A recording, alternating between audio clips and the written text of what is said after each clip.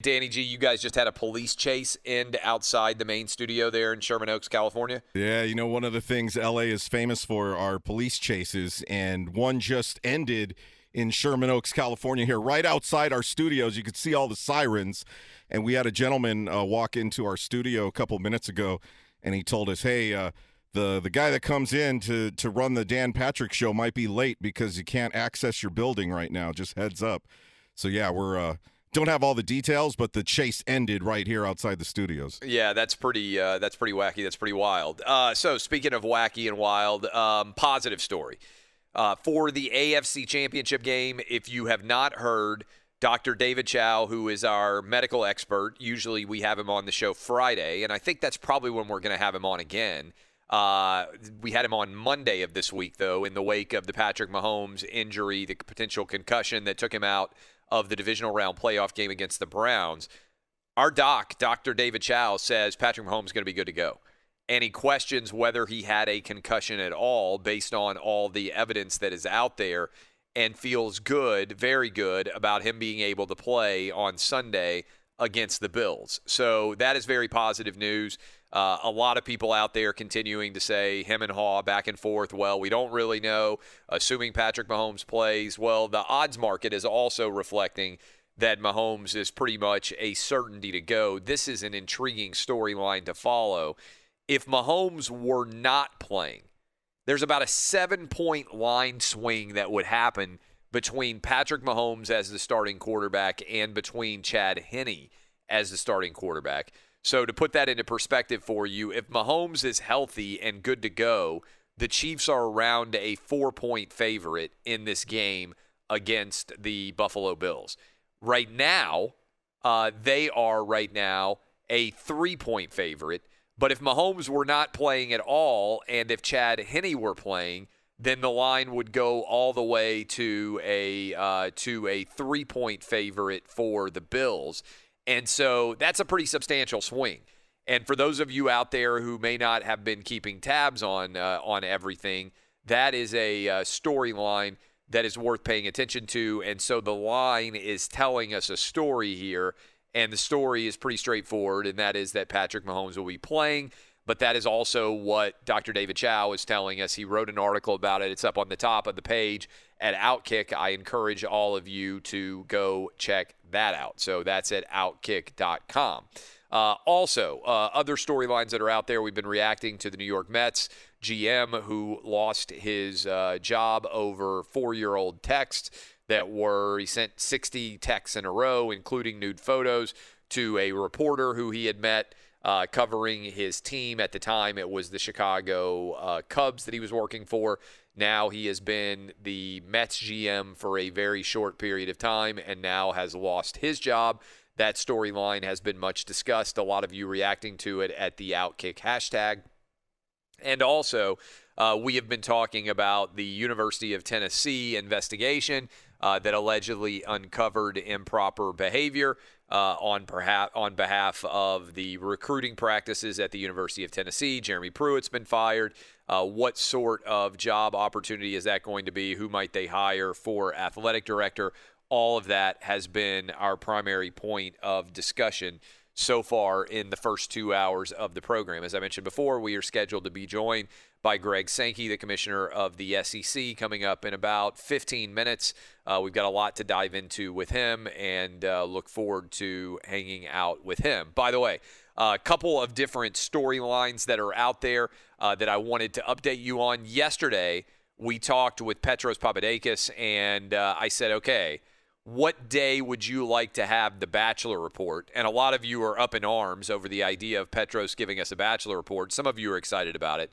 But Wednesday was the overwhelming vote, so we will probably be moving Petros Papadakis to Wednesday during Bachelor season to allow him to break all of that down for you. Also, I put up a poll question the other day that I forgot to give you guys the results for, and I thought it was intriguing, and I am scrolling through right now to make sure that I find it. And I wanted to tell you, I asked you, of the 4 teams that are available right now in the playoffs, who do you think is going to end up winning the Super Bowl? and it was a massive favorite for the Green Bay Packers. And I'm scrolling through to find that poll, and here it is. Who wins the Super Bowl? I asked you this a day ago. 33,000 of you voted, and the Packers just absolutely ran away with this thing. 44% of you said that you thought the Green Bay Packers would win the Super Bowl. 22% said the Chiefs. 21% went with the Bills, and 13% went with the Bucks. So that is where we are trending in that respect.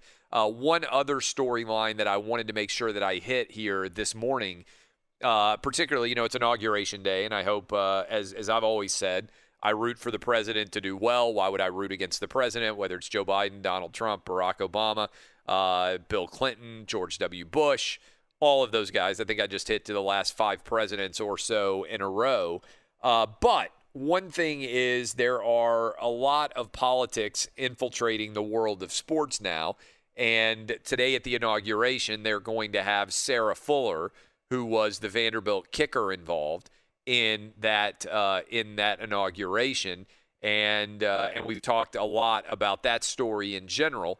But another big story that impacts the world of sports that happened yesterday that a lot in sports media are not going to discuss in any way is how about the United States government, the State Department, officially has labeled China as a genocidal country over their treatment of Muslim minority Uyghurs inside of their borders in China. How many NBA players or coaches?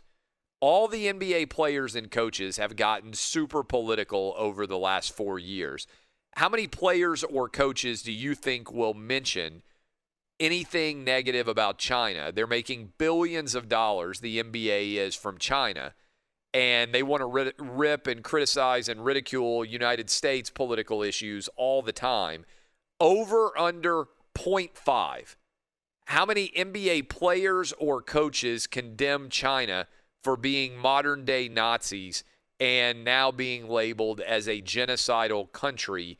I'll start with you, Danny G. Over or under a half?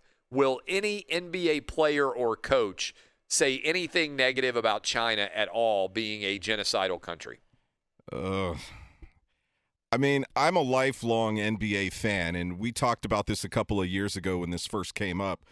And I said then that I like LeBron as a player, but personally, if he was a friend of mine, I would tell him, dude, bring your shoe operation over here to the States. Yeah, and stop allowing your shoes to be made from slave labor in China, which, by the way, is going on.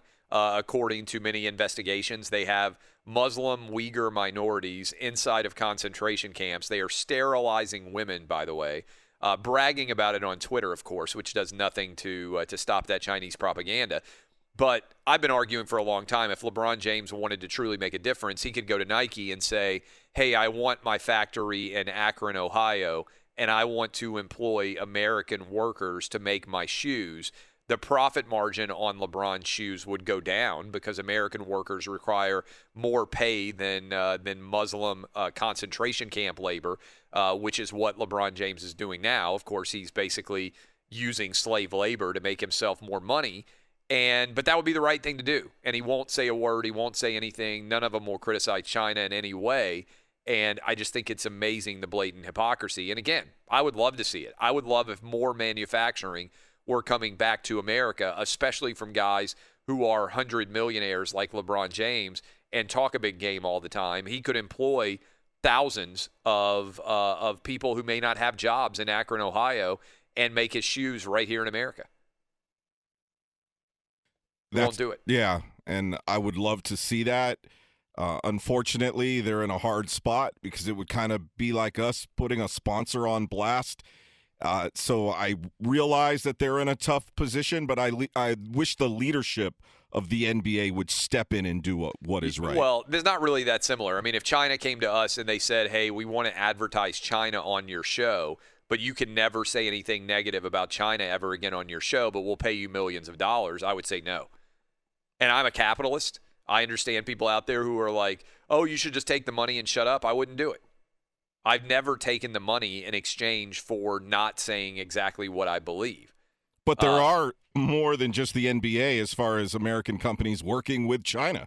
Oh, I think all of those companies deserve to be ripped. I think Apple should bring their phone out of China. I think they should make it here. But Amen. Yeah, we can't just pick on the NBA. I would like to see all these companies that have these relationships sever the ties right now. Yeah, they should be put on blast. Yeah, I think they should all be put on blast. The difference is the NBA is directly profiting billions of dollars off of China, and all these players claim that they want to be on the right side of history, and they're basically taking money from Nazis, right? Like, I don't see Apple executives making the same kind of statement. Like, they didn't say to Daryl Morey when he said, hey, I'm in favor of Hong Kong democracy. LeBron James didn't. I haven't seen Tim Cook come out and say, well, that's the bad thing about the First Amendment in America, like what LeBron James did. I just think it's amazing how so many NBA players will say, oh, we're more than athletes. We're not going to just shut up and dribble. But when their actual money is in danger, they do just shut up and dribble, and they bow down to Chairman Xi and everybody in China. And I think this is a big deal that we've now labeled China as literally a genocidal country. And Adam Silver, Greg Popovich, Steve Kerr, LeBron James, all these guys who want to be super woke and want to be super social justice warriors, they won't say a word. Over under a half, Dub, of a player or coach or owner that will call out China over being now labeled a country sponsoring genocide. Well, it's an obvious under, but I want to propose a new proposition. What's the over-under half a person in the media that will ask any of these people worse. It's even about worse. this? You're right. I mean, so not only will they not comment on it, but they won't even get asked about it. That's a great point. That's a great point. There's so many water ball wash carriers, whatever you want to say, for the NBA that this media, all these journalists out there who consider themselves like so powerful and, oh, we're going to speak truth to power and everything else, they won't even ask these players or coaches or owners about China. And I get kind of laugh about this. Like Mark Cuban used to slide into my mentions all the time and argue with me. And I was like, hey, you can come on the radio show.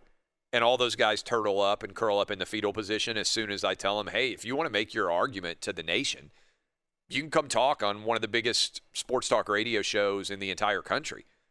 Live on the air, you come on with us, you make your case, we'll debate it. They all turn and run and hide. It's amazing to me. Eddie, when you see, you do updates for a living. When you see all of the claptrap, regular, right side of history talk, social justice warrior, woke arguments made by NBA players and coaches, which I'm sure you have the option sometimes to turn into news stories if you wanted to, how unbelievable is the silence from a hypocritical perspective on China and just the refusal of the media to cover it and also the refusal of players, coaches, and owners to even address it?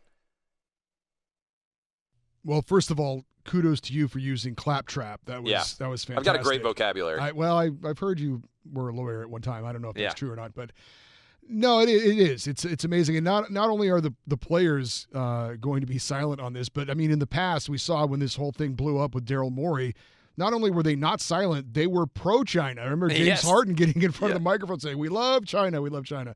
But yes, and the media as well. Look, I as someone who tries to gather news to update people on what's going on in sports, I visit a lot of different websites to see what stories I might be missing, and it's amazing how many of these websites every day have news stories about woke this and woke that, but I don't ever see anything about what's going on with China. Yeah, it's absolutely ridiculous on all facets in every different direction.